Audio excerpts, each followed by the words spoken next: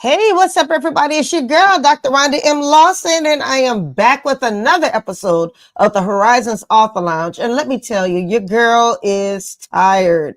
So, if you've been following me on social media, you'll know that I just returned from the National Book Club Conference in Atlanta, Georgia, and it was beautiful. I enjoyed it. I connected with so many book clubs out there, and I hope that this is going to be a continuing thing. I'm telling you, book club members are the most beautiful souls. They're the people who keep us authors going. They give us real, honest feedback about our work, and they support us so much. So I just want to thank every book club member I met over the weekend. Thank you for what you do for uplifting authors and keeping them motivated, because you guys are actually the ones who keep us inspired to continue to write. I also want to give a huge shout out to none other than Kenya Moore Hair Spa. So I know you might have noticed I look a little bit different.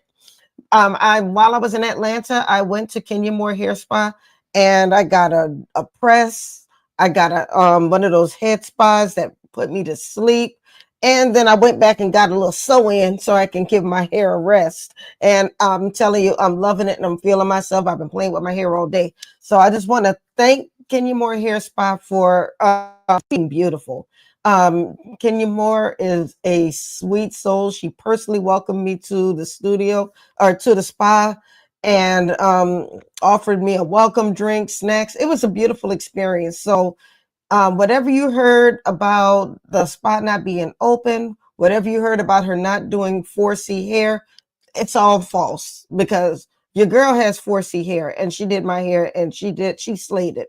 Well, she wasn't the one to do my hair. She had you know what I mean. Anyway, tonight we have a special treat for you. I had the pleasure of getting a review copy.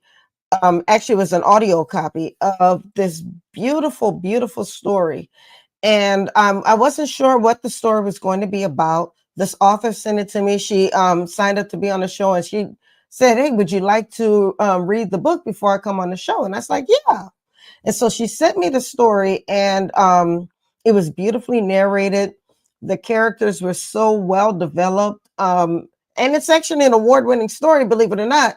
And so I really couldn't wait to get her on the show to talk to her about it. And this is one of those stories where everybody feels included because she just did a really good job with the characterization of the different people. They all came from different nationalities. They all had different backgrounds.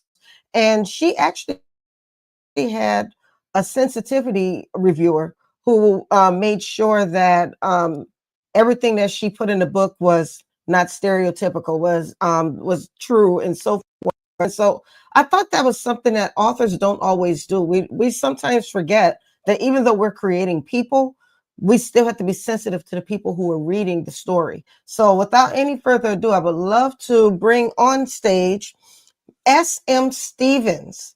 And she is the author of a beautiful novel called Beautiful and Terrible Things. Did I get it right? You did. Well, welcome to the Horizons Author Lounge. How are you tonight? I'm good. Thank you so much for having me. Well, thank you for being here and thank you for wanting to be a part of the show.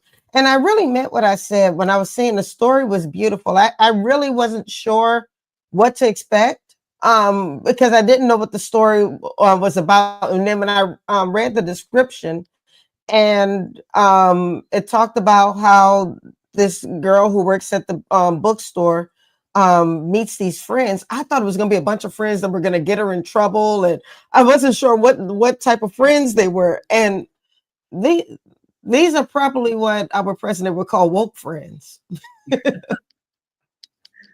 Yeah, I think that sounds about right. So can you tell us about, well, first of all, before we jump into the story, let's find out a little bit about you. Can you tell us who SM Stevens is? Sure, happy to. Sorry about the noise in the background. I didn't Uh, hear anything. okay, good. So I have been writing fiction for 10 or 15 years. I had a really strange start into writing fiction. I had been a business writer for years, and wanted to try fiction, but I had a more than full-time job. I had kids, I had dogs, and never had the time. And then I broke my pelvis. I actually shattered Mm. it in a bunch of places, falling off my horse, and I was going stir crazy. I was couch bound for 3 months, and I couldn't even drive. So I thought, what am I Wow. going to not lose my mind? And so I wrote a story for my daughter who loved animals and magic, and that was so fun. And I thought, hey, maybe I actually can do this. Maybe I can write a full length story. And then almost exactly a year later, I was diagnosed with ovarian cancer. And so I went Wow. through 5 months of treatment for that, and then the extended recovery that cancer treatment takes, as many people will know. And so I wrote another book, this one for my teenage daughter who loves theater and musicals. And so that kind of got me off and running. And those were just self-published. But after that, I wrote a book about sexual assault and, sorry, workplace sexual harassment as well as incest, drawing parallels between the two. And that book, actually, I think I have it here, is called Horseshoes and Hand Grenades. And that was put out by a small press. And then more recently, the book that you mentioned is this one, Beautiful and Terrible Things. And that was put out by a company called Black Rose Writing just about a year ago. And so, really, adult contemporary fiction is now my thing. That's my sweet spot.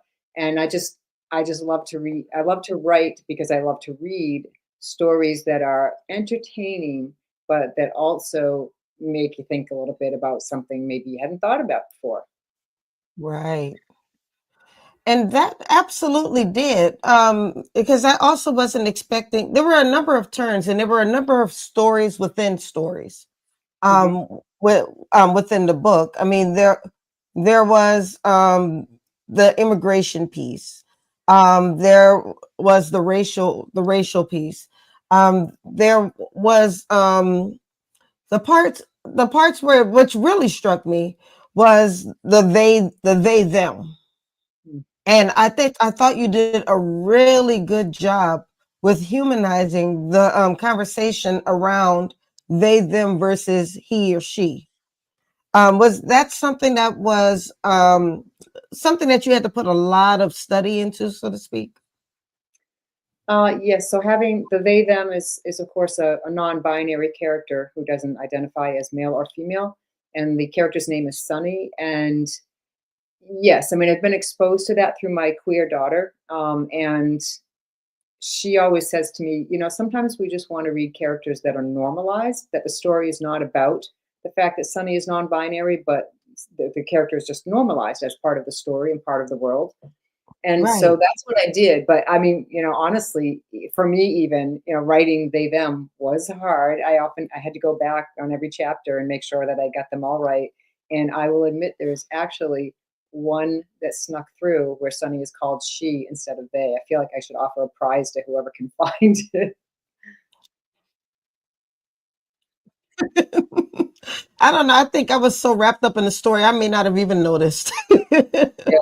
Well, and it's funny because a few readers have reacted negatively to that. They're like, "Oh, it's too hard to read." To which I just say, "Well, that is our world today. So I can't force you to get used to it, but it's not going away."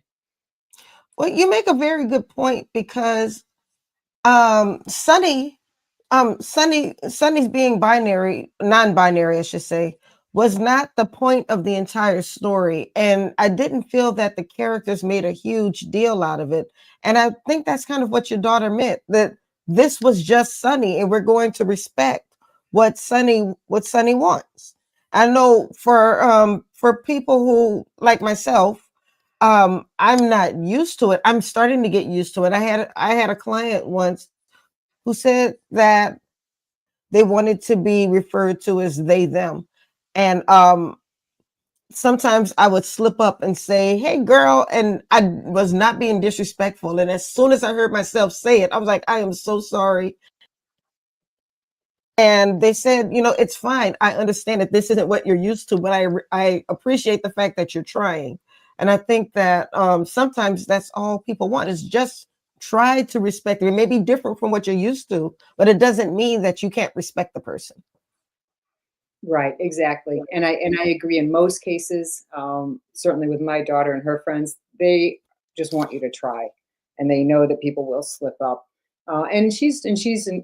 Educated me that even when somebody does get upset about it, about being misgendered, Mhm. it's usually because they're really struggling. Maybe they've changed even once or twice. Maybe they were a they and then now they're a he or whatever, and they're trying so hard to build this new persona that it can feel very hurtful to them, even though they know the person is trying. Right. And I'll tell you, Sonny was an interesting character. And I think Sonny had an effect probably on every character they came into contact with. Yeah, personally, I love Sunny. She might even be my favorite of the six friends. And I had to take a lot of her story out. As you know from listening to the story, she has a pivotal role. I mean, all six friends are pretty important, but there's not as much of her backstory. And though, because the first draft of the book was literally twice as long, and you can't sell that to a publisher. So so I took a lot of it out, and I actually turned some of it into. I took Xander's sexuality story, basically a coming Hmm. out story, and I put it in this novelette called The Wallace House of Pain, which I'm happy to say it worked because it won a couple of awards. But there's a great scene in there where Sonny is trying to explain Wow. what being non-binary means to Xander's parents, and I think it's pretty funny personally. Well, that's interesting because I was thinking that each of the characters in the story could have their own book. Because they all had a really intriguing story. There was another piece in it where I think it was Jessica who reported um, her boss for having immigrants illegally working for him, but she Mhm, was so focused on punishing him that she didn't think about the people she was affecting. mhm. And that was kind of an ongoing theme with her, that she never always thought about the people she was affecting until sometimes it was too late. Right, you nailed it. That's why she offends a lot of people. You have a cast of six characters that can't all be completely likable. And Jess is a very ambitious accountant, wants to be, a CFO at a company someday, and she doesn't take a lot of prisoners. She just sort of plows through and does what she thinks she needs to do, and she often doesn't think about the ramifications. So I do think, and hopefully you found that by the end that her character had evolved a bit and matured a little bit on that front. Yes, absolutely. Now, I did want to jump in about the sensitivity reviewer.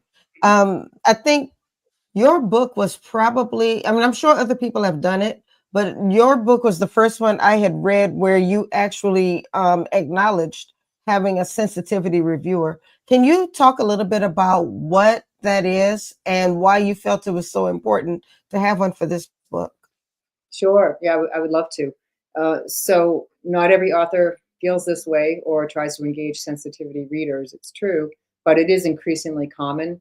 And I think some publishers might even recommend it now because there's been this huge debate, in the publishing industry about cultural appropriation.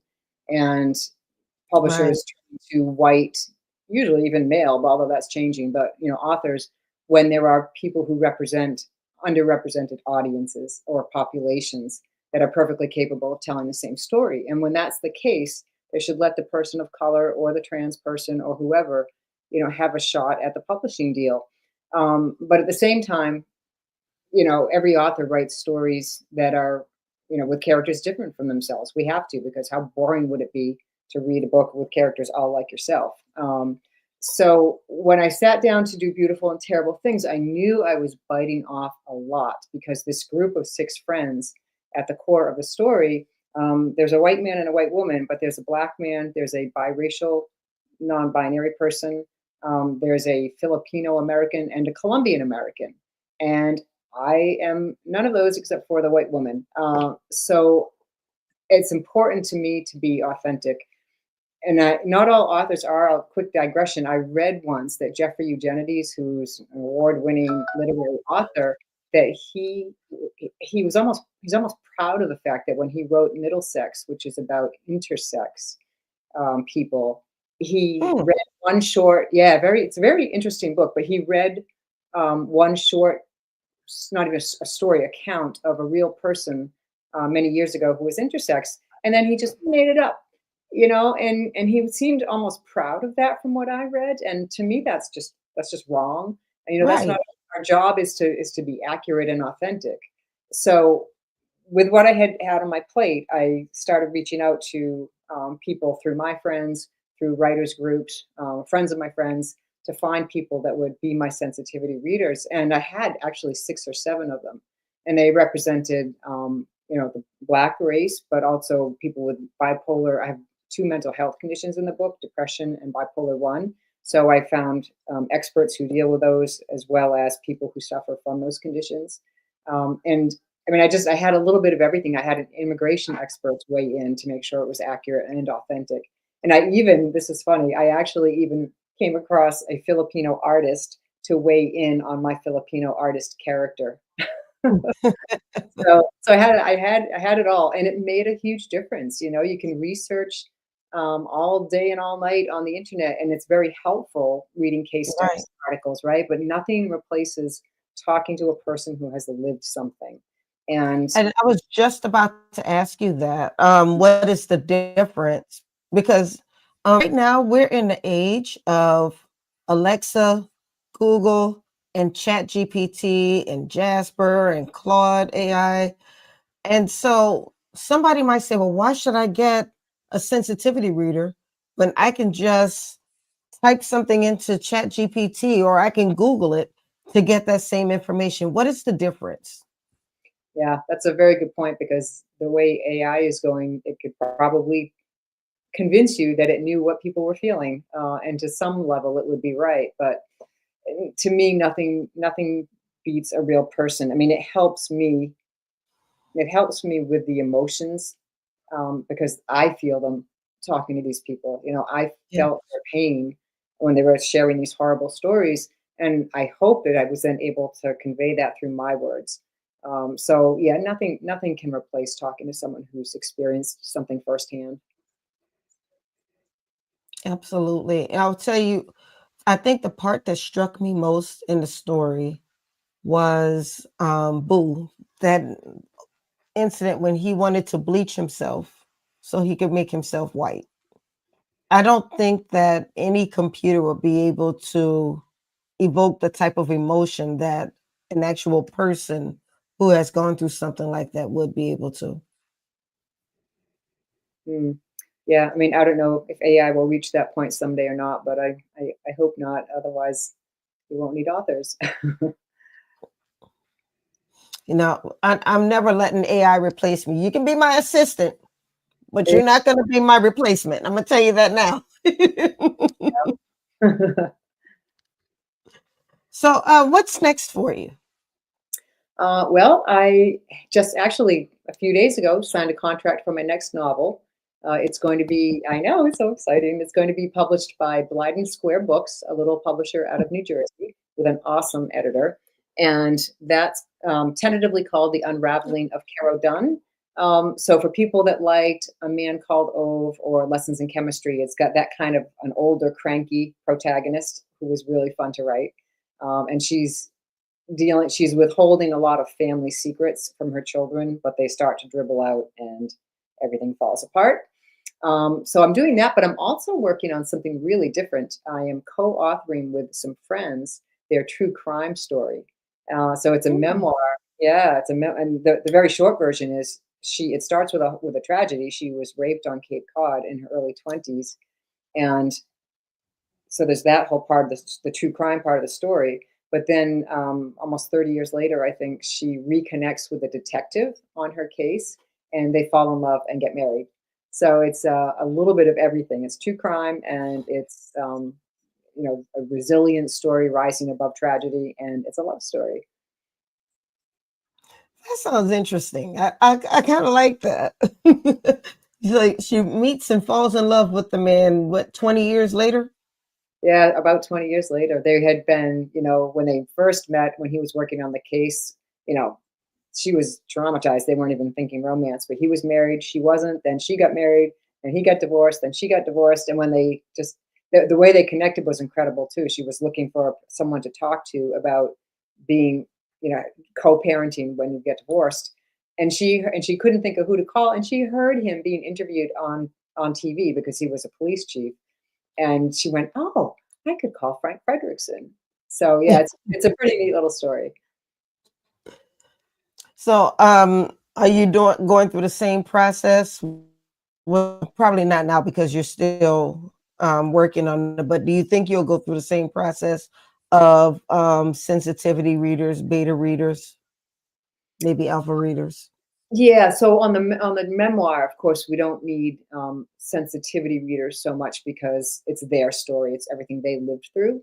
But for beta readers, absolutely, yeah, I'm a huge believer in beta readers. And also, and I have to say, you mentioned book clubs. It's a little bit different, right? They usually come after publication, but man, yeah, Mhm. book clubs are awesome. You know, readers who will take the time to read your story and on whatever level, as just a casual reader or as a student of of the craft, they always bring something different to the table, and they're so helpful. Even if you don't like what they say, it's very helpful. Right. Yeah, you may not like what they say, but you know it's coming from a good place. Mhm. Well, I actually, like I said, I love book. I met with the book club this past, not this week, past weekend, but the weekend prior, and they were reviewing my book Trust, and I'll tell you, just listening to them just had me cackling, laughing. All of the Mhm. different scenarios they were putting together in their heads as they were trying to guess the end. They even gave me some ideas for a sequel. I'm not telling them that though. So, Bunny, if you're listening, you didn't hear that. Nice. But no, just talking with readers is just fun. Have you gotten a lot of feedback with Beautiful and Terrible Things? And well, besides the fact that they caught you saying she. Yeah, I've had, the reviews have really been great overall. There's always some weird ones, and sometimes it seems like they haven't even read the book. But yeah, and the most rewarding ones are when, and you I think referred to something like this before, when someone says, "I felt seen," and I did have a reviewer say exactly that. Reading this book, I felt seen. So yeah, there's been lovely comments, and people saying if you've ever felt lost or alone, read this book. So it's, yeah, it's I love reader feedback. Awesome. And So, of course, yeah, and of it, course it's won a bunch of awards too. I should probably throw that out there, that it did win best. yes, you did win a lot of awards. Let's talk about that. We still have a couple of minutes. Okay. So the biggest one was from Indies Today, who called it the best literary book of 2024. So that was super exciting. That's the biggest award I've ever won. And but then it's won seven altogether, which just blows me away.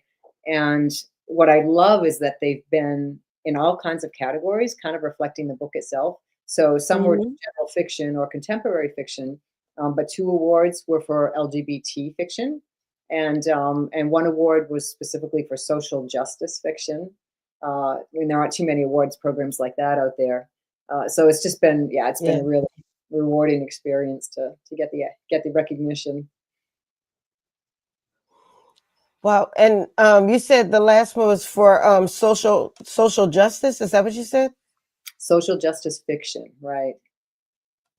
And yeah, I can see that because I guess toward about the middle to the end is really when you started to drill down on the protesting, and then how the issue of immigration and protests, how they affected each other just as people. It's one thing to look at something with a broad lens, but when you really drill down and look at how it affects people personally, and I thought you did a great job of balancing that. It really made people, I believe it would make people look at immigration differently, the entire issue differently. Well, again, you nailed it, because I try not to ever be preachy, but there were two messages related to social justice that I hoped readers would take away. And one of them was what you just said, that, I mean, immigration especially is a really complex issue, and the solutions are not crystal clear. But whatever your view is on it, wherever you stand on it as an issue, it really is important that we always remember that there are real people behind these statistics, and behind the news stories. These are people, and that's starting to come through in society, right? Because people are starting to say, wait a minute, that was my daycare provider, or that was my landscaper that just got deported. And all of a sudden, it's like, yeah, there's always been real people that are affected, and we would do well to remember that. So, Absolutely. Absolutely. Now, another great piece of I told you I listened to the audiobook. So you had an amazing narrator. I think she nailed all of the voices. I could tell who was who. And sometimes that's not always hard to do. That's not always easy to do, to be able to tell who is who before the name tag is put on there. So I thought she did a great job with that, and she's joining us. So I hope she's ready because I'm really about to bring her into. yeah. She looks like she's ready. Hi, how are you? Wonderful. How are you tonight, Nicole? I'm good. It's so nice to be here. Hi, Susan. Hi, Nicole. How are you? It's good to see Now, you. Nicole, are you in the studio where all of the magic happens? I am in my booth right now. This is not where I recorded Beautiful and Terrible Things. I'm a pretty new narrator, and Beautiful and Terrible Things was a gift for me. It was one of the first handful of books that I narrated. And so I was set up in a closet with acoustic blankets around me. And that was my first space. I said, I'm going to give this a try. And if it works out, then maybe I'll do something a little more permanent. So as you can see, it's working out. And I bought myself a booth that actually lives in my basement of my house. So this is now where I record all my audiobooks. Wow. Yeah. Well, you put all of our studios to shame. Every time I think I'm doing something, I run into somebody like you who tells me I need to step up my game. So No, no, no, no. I'm going to buy a new microphone right now. The show is over. I can give you some recommendations if you like. Okay. So I was just talking with Sue about the variety of characters Mhm. that are in Beautiful and Terrible Things. How were you? People like you always amaze me because you were able to um, give each of those characters their own voice, so to speak, and it was kind of easy to tell who was who. How do you do that? You know, I'm still figuring all of that out. Like I said, I think any narrator would tell you that their process is an ever evolving thing. With this book, wow, gosh, like I said, it was a gift, but it was also a mountain to climb because honestly, if this was independently done, if this book were being done by one of the big publishing houses of audiobooks, it would have been a multicast. I can see I that. really believe they would have picked 6 narrators to voice each of these very, very different, very diverse characters, and they would have been very careful to be, genuine and authentic in their casting. They would have picked a biracial, non-binary person to act, a Sunny and et cetera, et cetera. Um but in terms of what I did to play these characters, first of all, Sue was so helpful because she sent me a lot of materials ahead of time for me to help prepare from. And she had actually in her own work in writing these characters and developing these characters, she had images that she used to kind of help her get into that person's mind and get into that person's character. I think. I'm guessing that that's what you did. I don't know what your process looked like, but that was actually helpful to me to actually just see the person, what they looked like in Sue's mind as she was writing them. Um, and then beyond that, you know, from a technical standpoint, I'm aware of what my instrument can do. How high can I go? How low can I go? What kind of effects I can give my voice that I can sustain through the hours and hours and Mhm. hours that it takes to narrate a book. So technically there are decisions that you make in terms of where you're going to pitch a character. Do they kind of talk up here, or do they have a deeper, huskier, do they have a little bit of gravel? I kind of went here for Boo. I don't know if you can remember, but there's kind of some technical, like, what could I do to affect this person? But also, is that realistic? Is that something that's believable for this character? So as I'm reading the book, I'm picking out phrases that the author uses to describe how a person comports themselves, how they speak, what their energy is like. And I'm going to use those more, less tangible ideas in terms and try to make them tangible, make them something oral that a person would hear, because again, I'm a voice actor. An actor on stage or on screen has their voice, but they also have their face. Mhm. They also have their body language. They have a lot of other Mhm. tools at their disposal to portray a particular character. But this is only in somebody's ear. So, I'm kind of thinking about all those things in terms of how I'm fleshing out a character that somebody can only hear. Right. I will say that, and I want to commend both of you. You, Sue, for writing the characters, and you, Nicole, for voicing them. None of the characters sounded stereotypical. And for me, that's something that I'm sensitive to. Mm. And it doesn't even have to be an African American character. If any character, I don't like a detective character to sound like a stereotypical detective.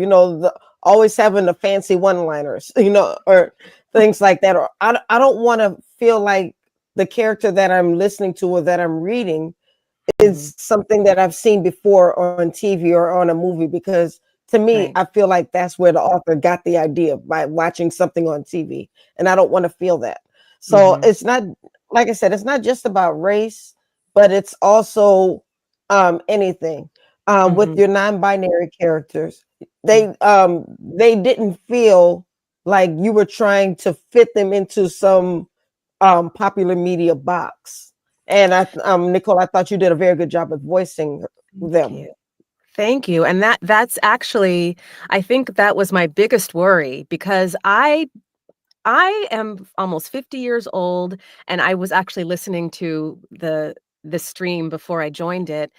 And similar to you, Dr. Rhonda, I am learning, and it's new for me, and I want to be sensitive, and I want to be, part of the march forward, but I didn't grow up calling people they, them, this is new for me, and I didn't want to be disrespectful. I didn't want to be insensitive.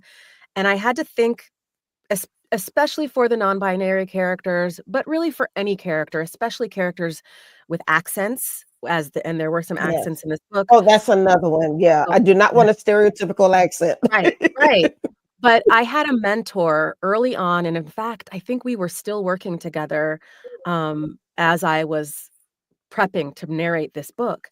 And I was asking him about, his name is Timothy Pabon, by the way. I want to give him credit because he's an amazing narrator and he helped me a lot.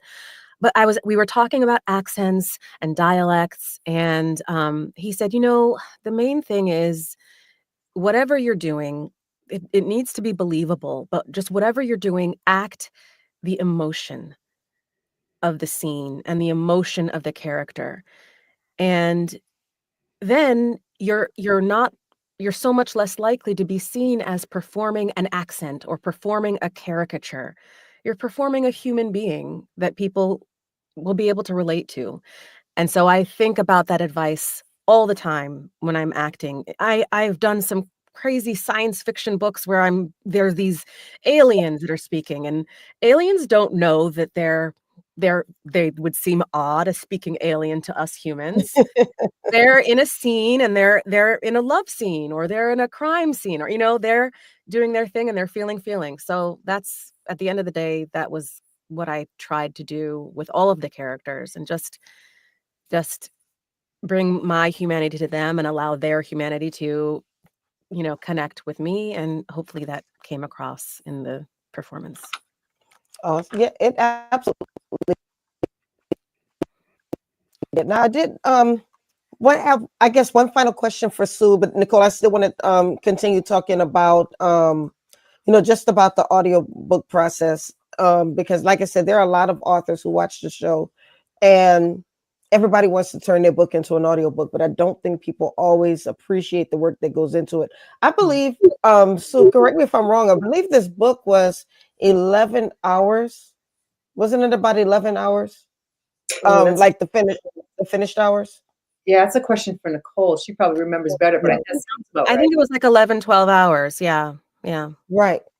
Now that's 11, 12 finished hours. It could probably be more like 24 when you're trying to write it all out. I would Or say even more than that. I mean, wow. typically as a narrator, we try to get our ratio of hours spent in the booth 2 to 1. So 2 hours in the booth yields 1 finished hour. I'm not that Okay. fast. I'm maybe if I'm really like focused and connected, I'm 3 to 1. That's probably where I average. But again, I narrated this book over a year ago. And I was not that fast then either. It was probably more like 4 to 1. And that doesn't include the time it takes Mm. to read the book and kind of like sit with it and make your choices in terms of how you want to voice different characters. But I didn't think of that as a drag at all. Like I enjoyed reading and You preparing this want to book do it right. tremendously. Exactly. And I wanted to do it right. I wanted to do a good job. And, it's an investment, right? Every book I do, maybe I Absolutely. get a little tiny bit faster and I've learned something from the last book. So, Right.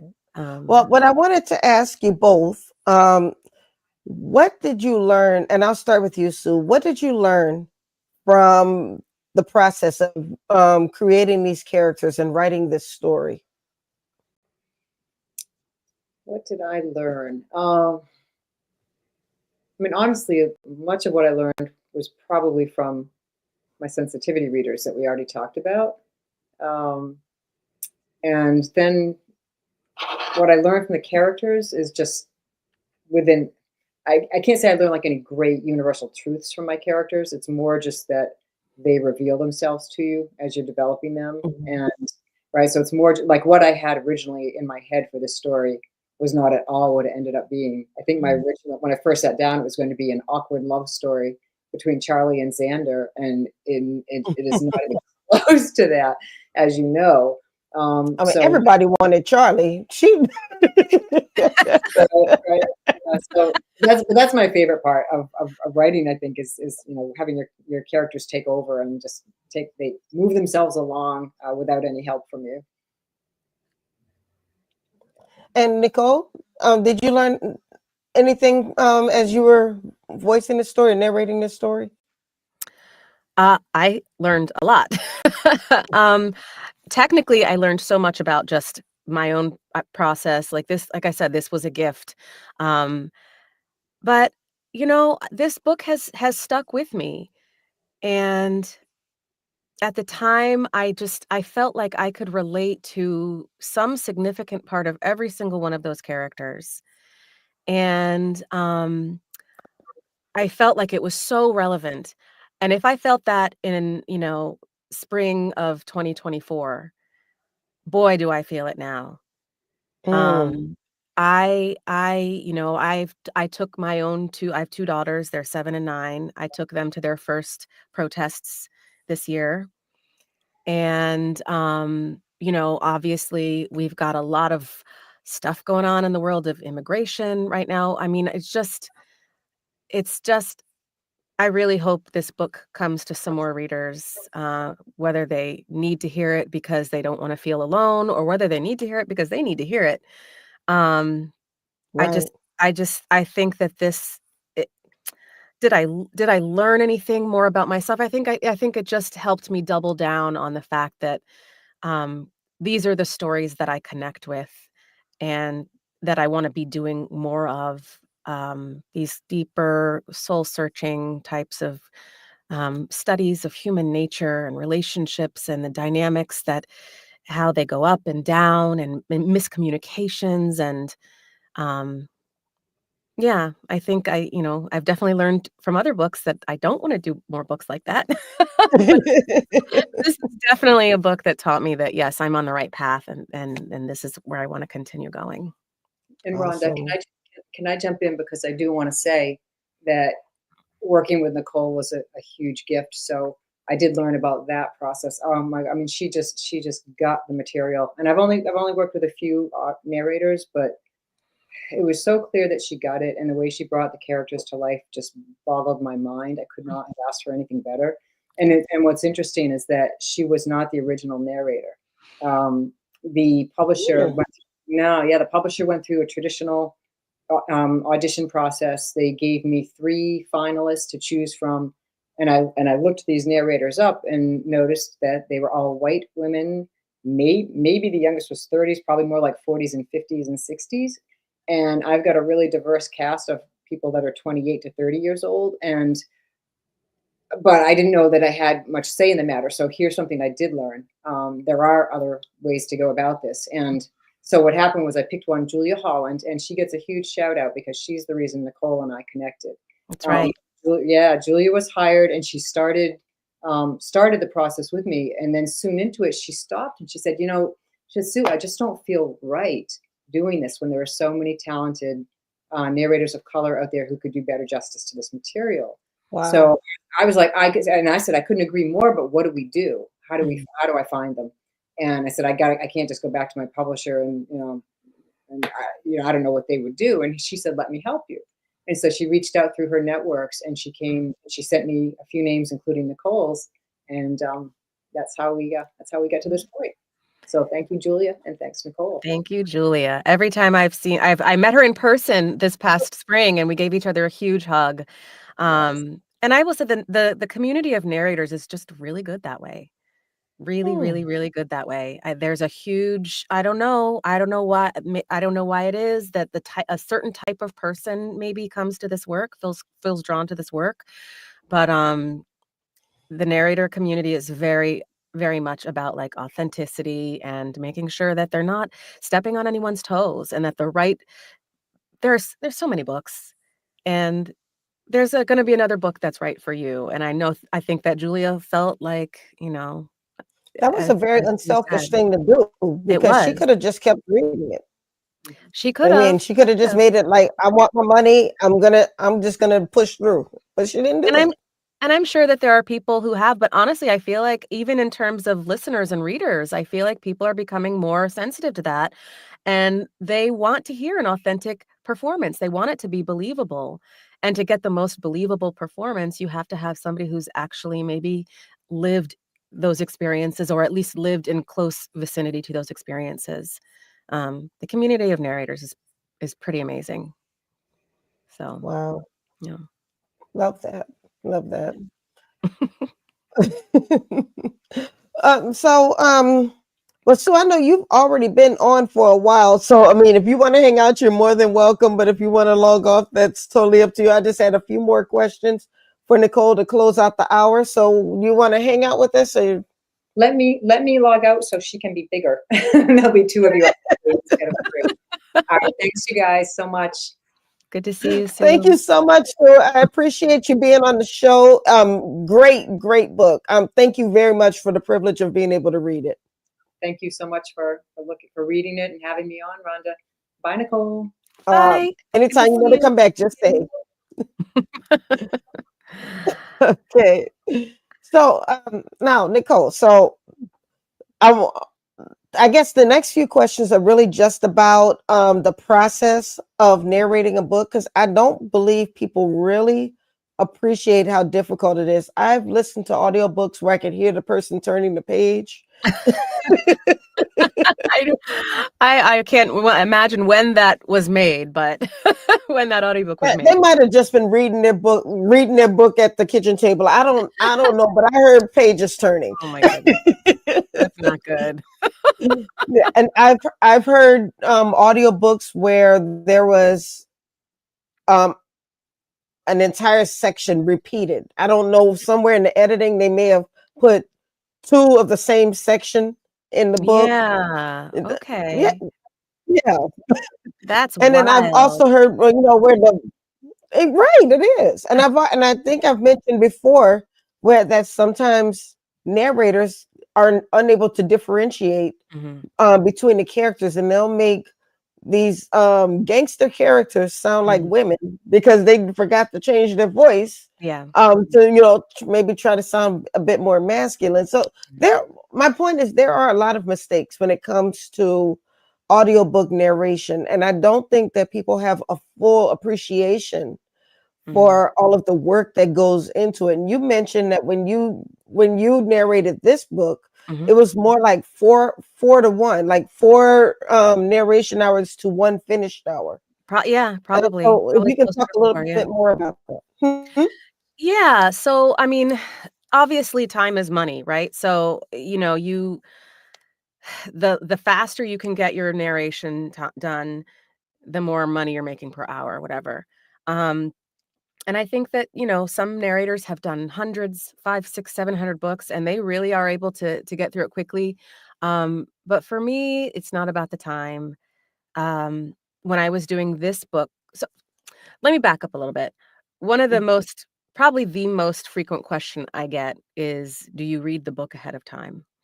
And yes, absolutely. I read the book ahead of time. I might read the beginning of it, 2 times before I actually, record it. Um, and then some people who are more experienced, they will hire what's called a prepper who goes through and finds all the characters and descriptions of the characters, summarizes the chapters, and looks up Oh pronunciations of wow. any words that you might not know how to pronounce. To me, Oh, at this that's a stage. good point. Mhm, mhm, yeah, because there are words sometimes you'll be listening, I'm like, "Oh, they missed that one because that's not how it's pronounced." And then there are words that I've been pronouncing wrong my entire life, and through this work, I've been like, "Oh, whoops, okay, noted." Like, I will be pronouncing that word correctly from now on. Um But yeah, so I do read the book. I read the whole book. I go through, I'm highlighting. Not everybody has their own process, but for me, I need to highlight the lines of dialogue, and I have a different color for each character, Oh, random. that's so you kind of let's say you know when you have to change your voice when you come Exactly, to a exactly. new I know color. I know what's coming, yeah, and for me, that reduces the time that I spend in the booth. That's Right. just something. Again, I talked about that mentor, Tim Pabon. That was the other thing. He said it's all in the prep. If you spend, a really, really thorough time prepping the book and being before you even step into the booth and record a single word, you will cut down your time that you have to spend in the booth because you're just ready to go. It makes sense. Preparation, Mhm. um, that makes sense. Uh, so, yeah, so I spend time reading the book and deciding on my characters. I'm underlining any words that, would direct me to, like, be able to understand who this character is and how they might sound. And once I've done that, I spend some time finding voices that sound believable, that I can sustain for all those hours. Again, a 12-hour book that you're thinking about. I spent probably, over 40 hours in the booth with this book. You're right. And then some narrators, they will do their post-production, and that's not something I have an interest in learning how to do. I'm just so proud of myself for learning how to set this up and get my voice onto the computer in the first place. I am not a tech-savvy person, but there are people who do their own editing and their own proofing and their own mastering. That's a whole set of skills I do not have. So what I did was I recorded my raw audio is what it's called. Mhm. And it's as free of mistakes as possible. But obviously I am a human being. So once I have my whole book the whole book recorded, I sent it off to a wonderful post-production engineer. His name is Ben Zito. He works at Centennial Sound in Michigan. And he goes through and he proofs what I've written or what I've recorded Okay. rather. So he sends the whole script of the book through a program, And then he sends my audio through the program, and it lines up and matches up and just picks out any words that I mispronounced, any words that I said the wrong word, words I inverted, any mistakes, anything that I said that is not what's written on the page. And he pulls out all of those mistakes, and sends that back to me. And then I just record in one long file each of those sentences that I said the wrong thing in order. And then I send that back to him, Oh, and he takes each of those little sentences and splices it back into the that sounds recording. so intricate. Yeah, to correct my mistake. So now we've got a flaw. Actually, I think I don't, again, I don't really know how they do it. I think they probably master the whole thing, and then they master my corrections and then put my mastered corrections back into the file. And then they Mhm. do And things like now edit. see, I used to work at a radio studio. Mhm. I was a station manager for American Forces Network, Oh, cool. and every once in a while, I would report the news, or I'd record the news, and if I had to redo something, Mhm. I would just read the entire section because I Mhm. didn't want to just do that one line and then the sound would sound different and you can tell Yeah. where that new line was. So Yeah. the fact that your producer or your editor would be able to do that and make everything sound constant is Mhm. actually pretty amazing.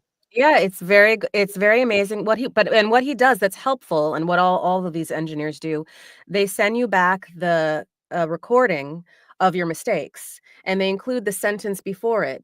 So, I will listen to that 2 sentences 2 or 3 times, and I'll be able to then just immediately record the corrected sentence, but I can hear exactly how I did it the first time, and I can hear exactly where my pitch was and what my pacing was and how I kind of characterized it, and so that we call it a voice match, and so that helps us to really sound exactly the way we did when we originally record it. You just listen and you try to match as closely as he did, and then he can just splice it back in. He or she can just splice it back in. Mhm. And then they edit Well, for that's timing. pretty They make sure cool. the timing is the same between, when the chapter heading and when the chapter starts, all that stuff.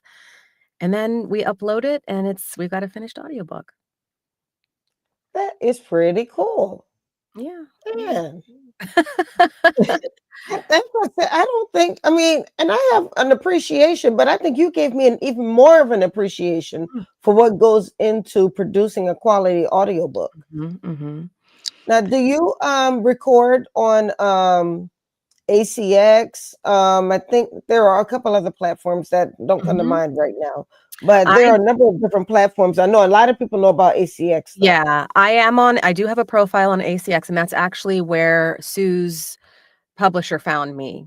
Or, well, really Julia found me, but then I did audition for the book for her publisher before they actually offered it to me, Mhm. even though we had already kind of behind the scenes kind of worked things out.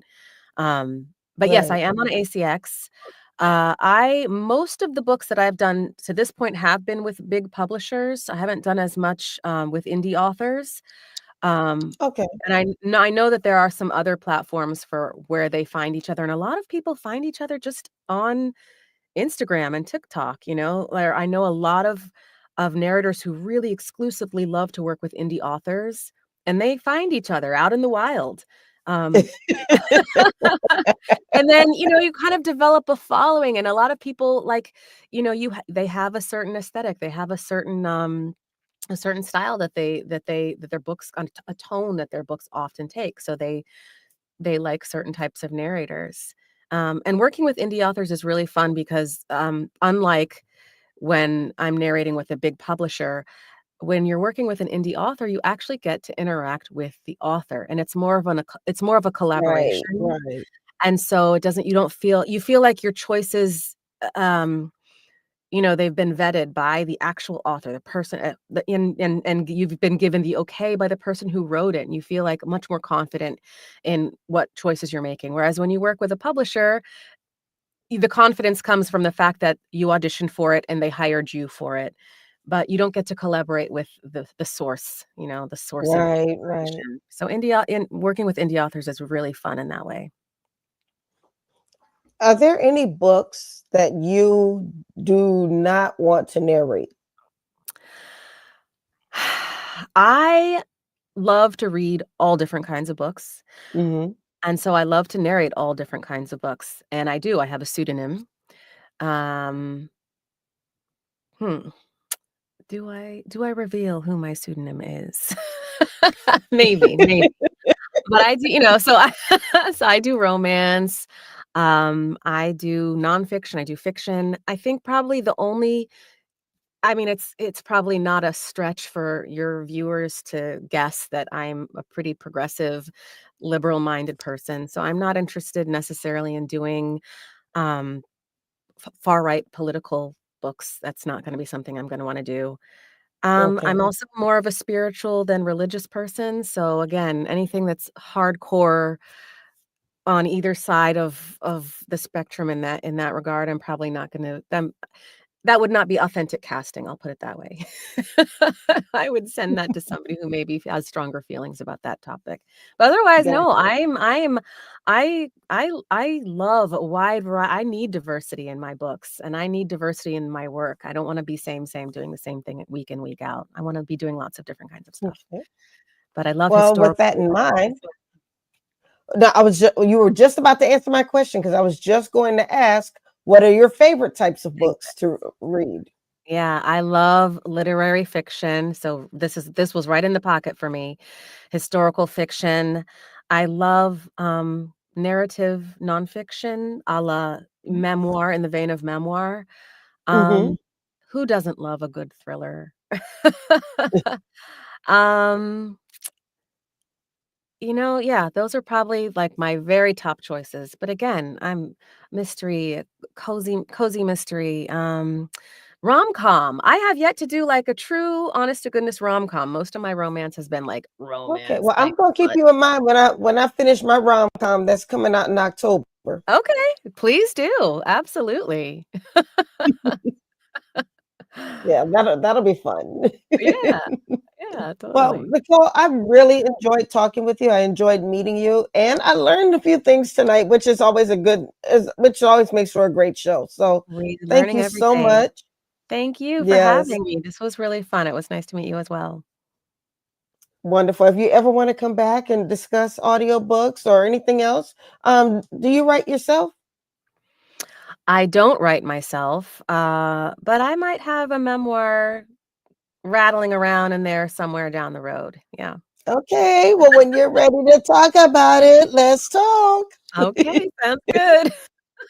Thanks so much All for right. having Well, me. you have a wonderful evening. God bless you. And like I said, you're welcome anytime you'd like to come back. Thank you. Thank you. Good Thank night. you. Bye bye. All right, y'all. We have reached the end of another episode of the Horizons Author Lounge. I hope you guys had a great time. I know I did. I really, really, really love learning new things, and that's what makes this show great. So, hopefully, you'll be back next week. We're going to be talking with two more amazing authors, and join me tomorrow night on the Horizon. Excuse me, I'm about to say I'm the Horizons Author Lounge. Tomorrow night we'll have another episode of Black Authors Matter TV.